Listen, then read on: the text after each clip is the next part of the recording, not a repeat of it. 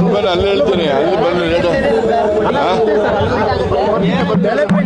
ರಾಮಲಿಂಗಾರೆಡ್ಡಿ ಅವರು ಸಚಿವ ರಾಜೀನಾಮೆ ಕೊಟ್ಟಿದ್ದಾರಲ್ಲ ಸರ್. ಹೌದಾ? ಅದೇನೋ ಹೊಸ ಸುದ್ದಿ ಹೇಳ್ರಪ್ಪ, ಹಳೆ ಸುದ್ದಿ ಹೇಳ್ತಾ ಇದ್ದೀರಾ? ಹೊಸ ಸುದ್ದಿ ಹೇಳ್ತೀರಾ ಅಂದ್ರೆ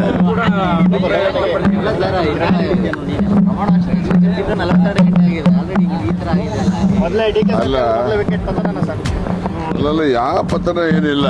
ಅವರು ಹೇಳಿದಾರಲ್ಲ, ನಾನು ಆತ್ಮಸಾಕ್ಷಿ ಅನುಗುಣವಾಗಿ ಕೆಲಸ ನಿರ್ವಹಿಸಲಿಕ್ಕೆ ಸಾಧ್ಯ ಆಗಲ್ಲ, ಅದಕ್ಕೆ ರಾಜೀನಾಮೆ ಕೊಟ್ಟಿದ್ದೀನಿ ಅಂತ ಒಂದು ಹೇಳಿದ್ದಾರೆ.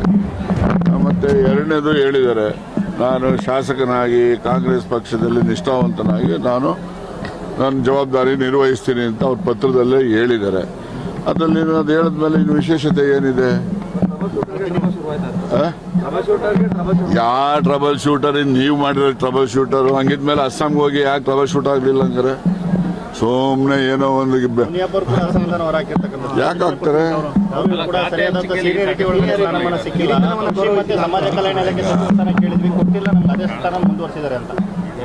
ಈಗ ಅದೇ ಸ್ಥಾನ ಇಲ್ಲ, ಅದೀಗ ಇವ್ರಿಗೆ ಕಂಡ್ರಿಗೆ ಯಾಕೆ ಫಾರೆಸ್ಟ್ ಕೊಡಲಿಲ್ಲ ಹಂಗಾರೆ?